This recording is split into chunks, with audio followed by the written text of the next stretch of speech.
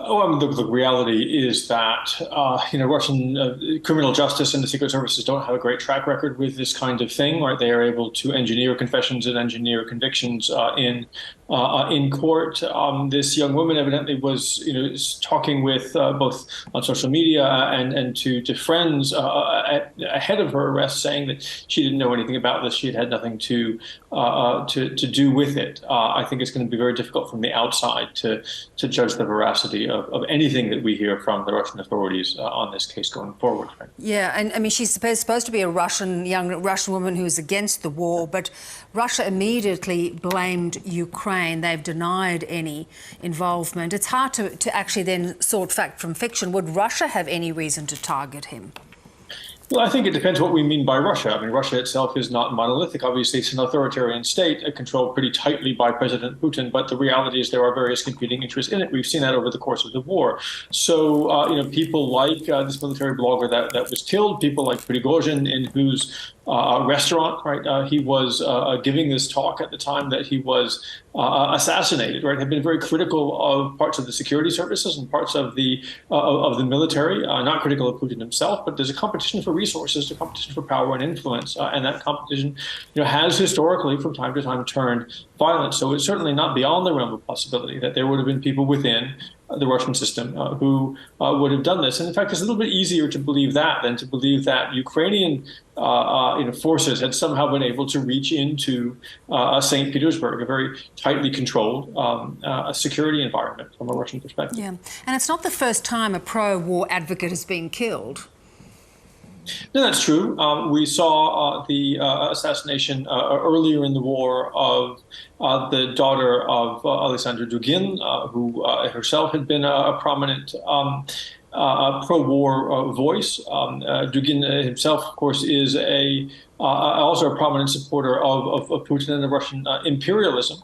There again, the Russians did blame the Ukrainians, but the proof really is in the eye of the beholder. Yeah. Sam, how concerned are you around this American journalist who was arrested? Why do you think he has been targeted? It seems totally political. It does. I would be very concerned. It is, we're going back to, you have to go back to the 1950s to find a time when the Soviet Union was arresting Western journalists on these sorts of charges. That's the sort of thing that just hasn't happened in modern memory. There is evidence that Gershkovich was himself targeted. He seems to have been followed for quite some time. The reality is that Russian law interprets the idea of state secrets and espionage really quite broadly. So anything that the Russian government finds is uncomfortable, they are able to classify as information that should not get out. I think there are very real concerns for Evan's safety, as there is for the safety of any Western journalist or indeed Russian journalist working in Russia today. Yes, which is why perhaps the US is urging US citizens to leave Russia. Do you think they are working up to some form of prisoner swap?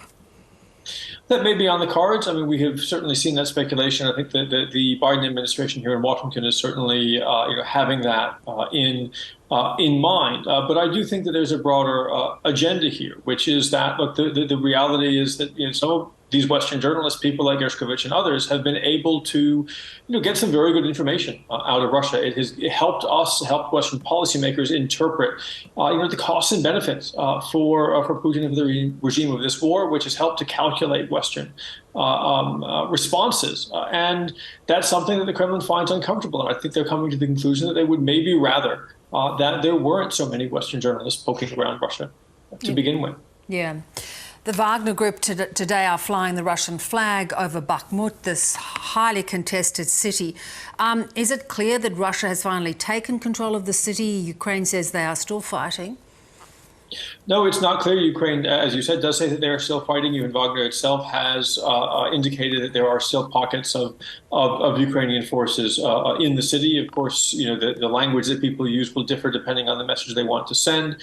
This really was seen as a key potential victory for Russia, something in fact they wanted to have wrapped up several days ago and have been unable to do so. It's also politically important for the Ukrainians. But look, again, the reality is that what we were just talking about, the difficulty of journalists that journalists face in reporting, from both sides of this front line, right, means that we have to trust the words of organizations like Wagner that are fundamentally untrustworthy. We cannot get direct reporting from the front line. Yeah.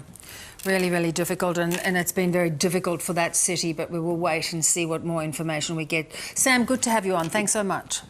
Thank you.